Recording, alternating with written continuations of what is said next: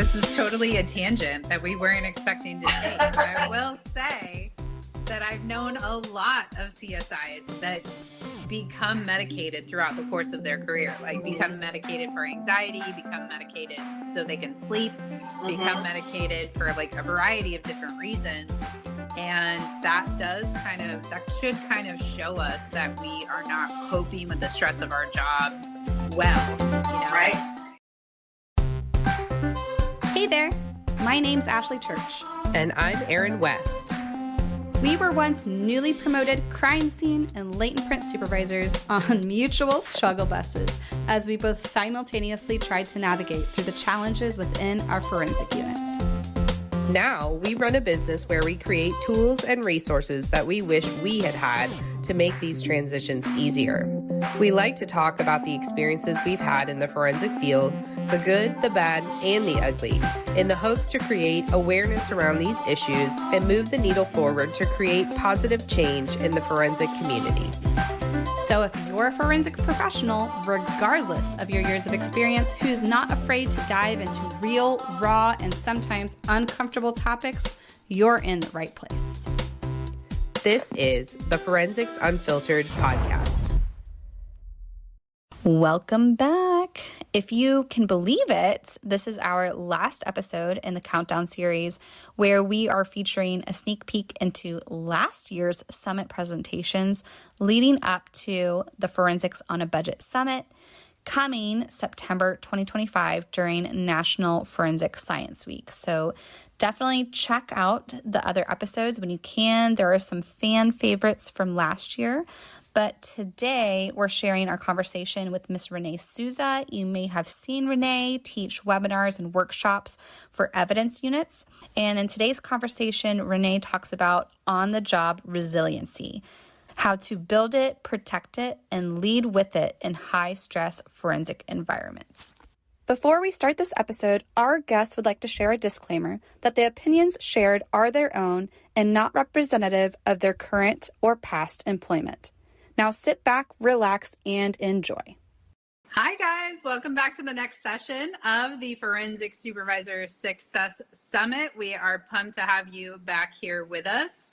In this session, we're going to dive into team resiliency and how you can help your team improve and build on those skills with Miss Renee here.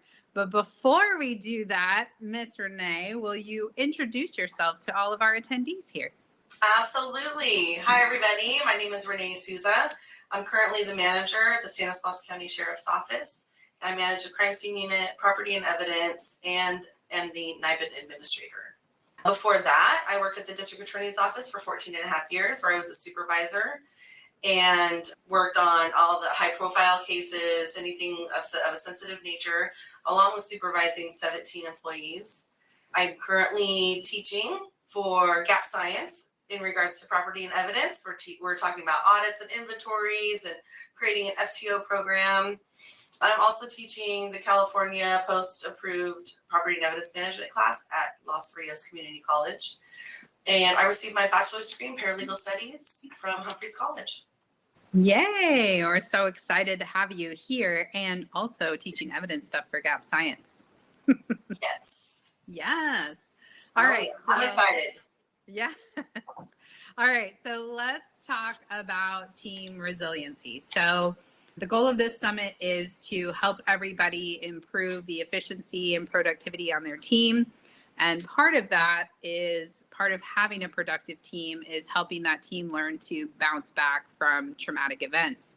And so before we really talk about building those skills, let's just start with what is resiliency, just kind of as a definition. So resiliency is our abilities to adapt to adverse events.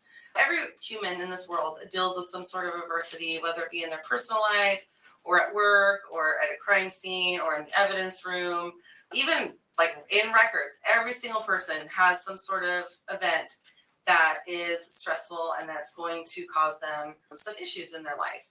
And resiliency is the skills and tools that we learn and continue to develop throughout our lives that help us face that adversity and deal with the trauma and the tragedy and the stress that comes along with those adverse events that are happening to us. Okay, so for our forensic teams that are out there, do you think that it's really important for the members of our forensic teams to be resilient, or maybe even more resilient than some other professions out there? Oh yeah, absolutely. I feel like for in a forensic unit, we're seeing trauma every single day. You're seeing violent acts occur. You're being exposed to things that most humans are not exposed to on a regular basis. Some would even argue that they might be exposed to more traumatic events than deputies in our office, for example. You know, our deputies maybe only have like 5 or 6 really traumatizing events in their career, but our forensic technicians are going to every single one of those every single day. You know, and depending on the unit with the deputy, I'm not saying they only have 5 or 6, but they're not being exposed to it every day and all day long. So with our forensic units, it's really important that they have the skills to build the resiliency and cope with the stresses that they're seeing out in the field every single day.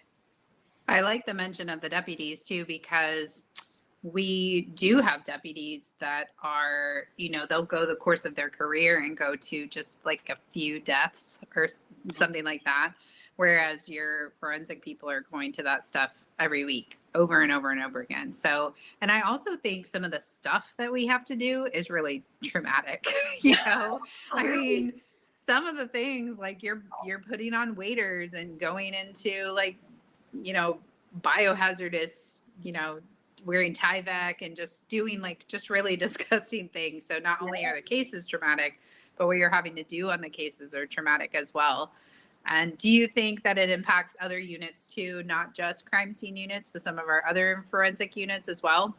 Absolutely. Absolutely. I believe our property and evidence unit is also affected by the items that we're bringing in. We're bringing in people's assault kits. We're bringing in bodily fluids and, tissue and things of those natures. And they see that. They see the blood-soaked clothes, the knives and guns with people's body parts still on them. And that's really hard. That's really hard to deal with and see, and to know that you have to keep care and custody of that and make sure that it's maintained properly. And just the stress level of making sure that all that evidence is kept appropriately. Yeah. So what are some of the things that we can do as supervisors to help our team build and improve on their resiliency skills? I think one of the most important things, one of the many most important things is, regulating your emotions, having control of your emotions and not letting it get the best of you. Taking that step back, being able to talk and confide in somebody, having those tools, like whether it be listening to music or going to yoga or something that's going to help bring you from a 10 back to a 0, even to a 5. Even if it brings you to a 5, you're still taking steps towards building your resilience by doing, like, recognizing that you're at that level 10 with your stress and doing what you can to bring it back down. Another really great thing is to talk to your teammates. Get in with your team and discuss with them who have those same experiences and that same understanding of what you're going through. Sometimes working with a counselor that is not law enforcement centered, they're not going to understand as well what you're going through as perhaps a coworker or a counselor that might be in the field and has lots of experience working with law enforcement professionals. I think that's a good thing to mention too, is getting your team to be aware of how each other are feeling about things, because sometimes the team can pick up on things that the supervisor doesn't notice.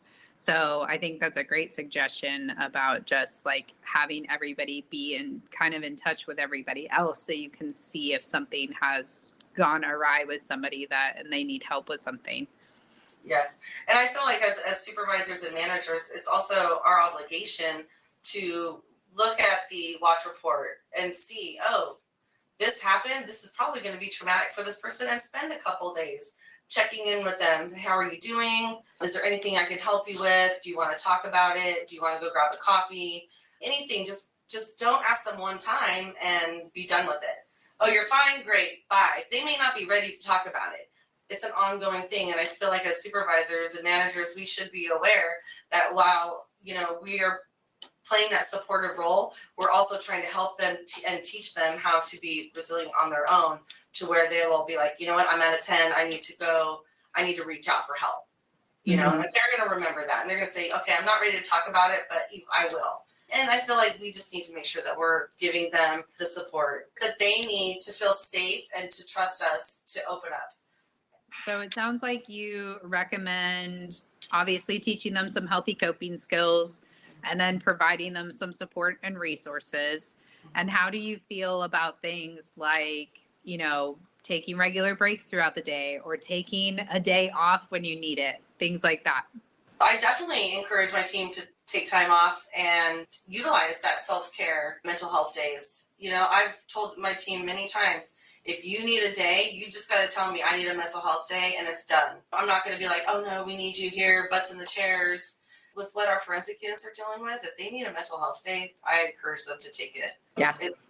It's not an easy thing that they do. And like, they're my heroes, you know, they go out there and they face that stuff. And especially for me now, I'm mostly in my cozy office and they're out there in hot, cold weather and dealing with some pretty ugly things out there. So I honestly believe that, you know, taking care of themselves and being able to reach out and say, hey, I need a day is absolutely fantastic. And I'm glad that they do it.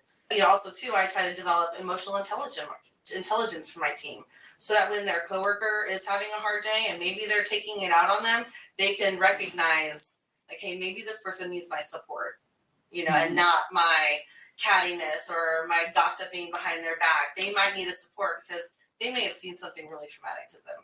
So Yeah, that's awesome. Did you have any other skills that you wanted to mention? Yeah, just building a network of people that you can get together with and vent, you know, because we all need that support system to vent to. And say, build a network of people that you can trust and that you know have your back and you know that will bend over backwards to take care of you and help you. And people that you would do the same for, so that you have that give and take from each person in the group. Another thing too, which I particularly love, is meditation and mindfulness. I have a timer on my phone and I meditate every single day. Sometimes it's 5 minutes because I can't focus that long, but other times it can be an hour or longer. So it just depends on what I need. So I just take that time out for me to get myself back in a calm place than I was from the day.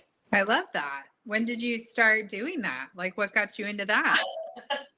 Well, I mean, this it might be a little too personal, but I started having a lot of anxiety. And I had started taking medication for it, and I don't like taking medication. And so I just started to look for new avenues on how to cope with my anxiety from stress from the job. This was back when I was at the DA's office. The medication was helping, but it wasn't improving. So I wanted to, you know, get better and get through the struggles that I was dealing with. And a friend of mine was like, try this meditation app. And I was like, I'll do it.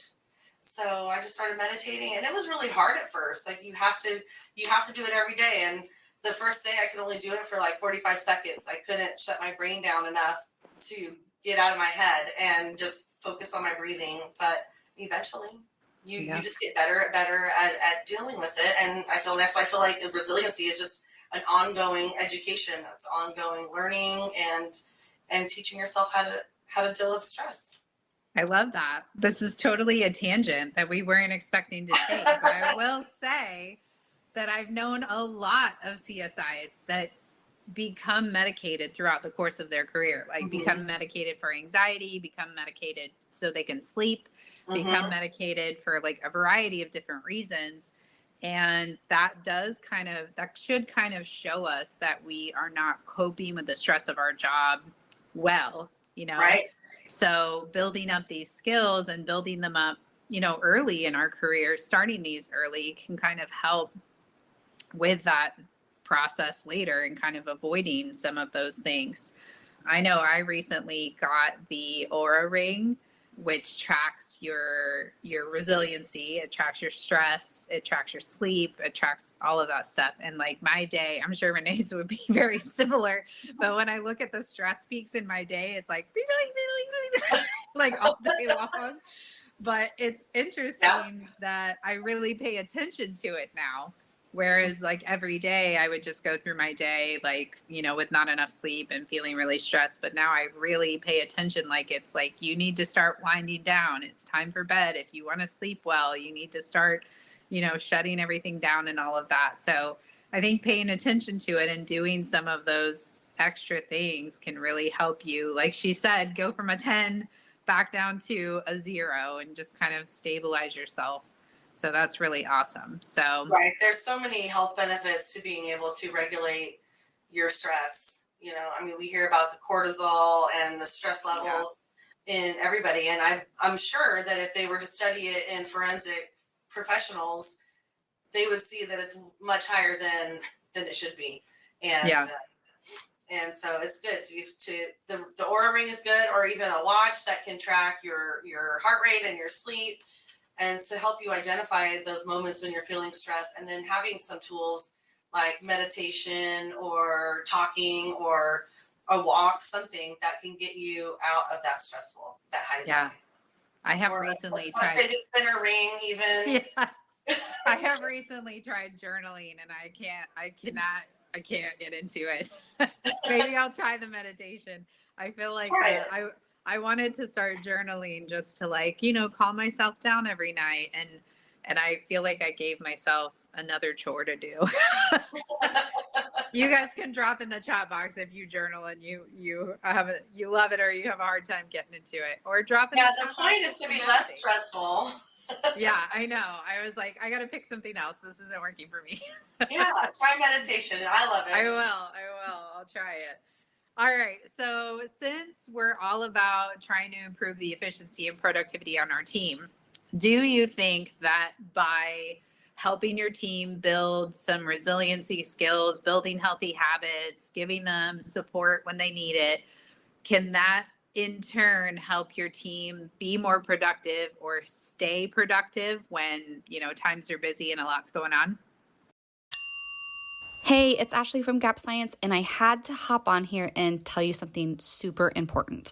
I wanted to let all of our forensic friends know that we have something huge coming your way this September.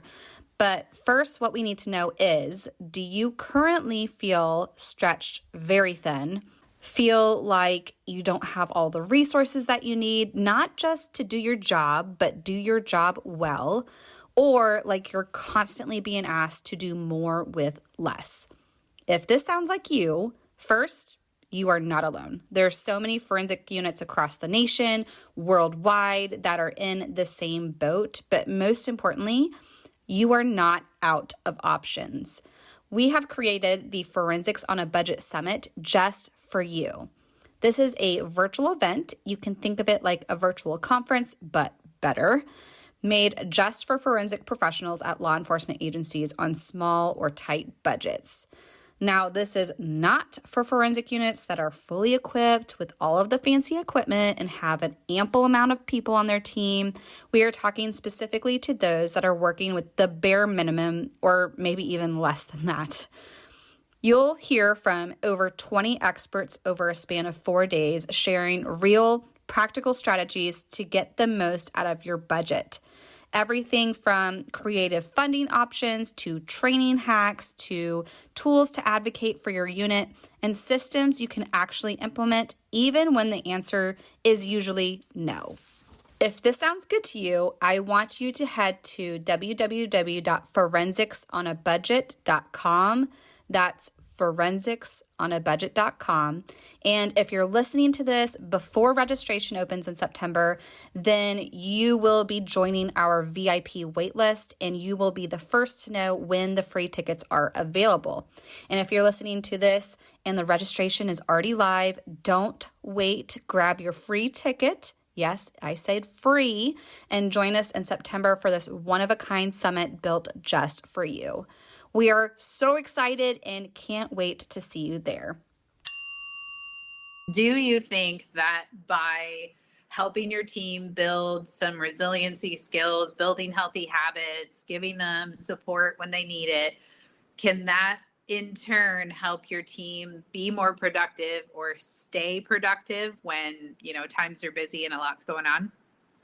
Oh yeah, absolutely. When your team, if they're all firing at a level 10, they're not thinking about the task at hand and doing the job. They're thinking about their emotional needs being met, and they're not focused on the task. They're not able to become invested in the job and process the scene or process in the lab what they need to process.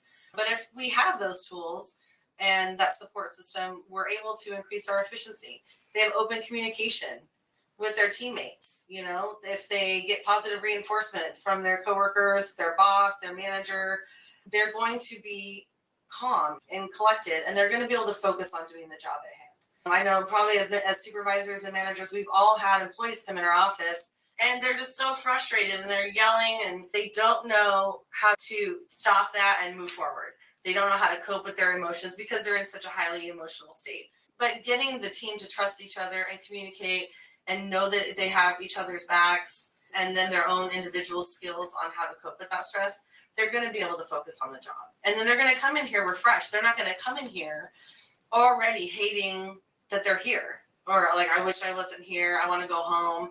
I don't want to be here. And maybe we can get that from that mentality back to, okay, I'm ready. I'm ready to do this. I'm ready to process my evidence. I'm ready to take the next call and have that more positive outlook. I definitely think too, I mean, you kind of touched on it just a little bit, but if everybody's functioning at a level 10, like not only a level 10 of stress, not only are they not performing their individual tasks well, but that also seems to be when a lot of team conflict rises up because everybody's so amped up and stressed out. And then there's all this conflict that's happening on the team that's not productive. So would you agree with that as well? I 100% agree. Everybody gets extra sensitive and, offended and angry with each other, and they care about each other, but they're in this emotional state at this moment.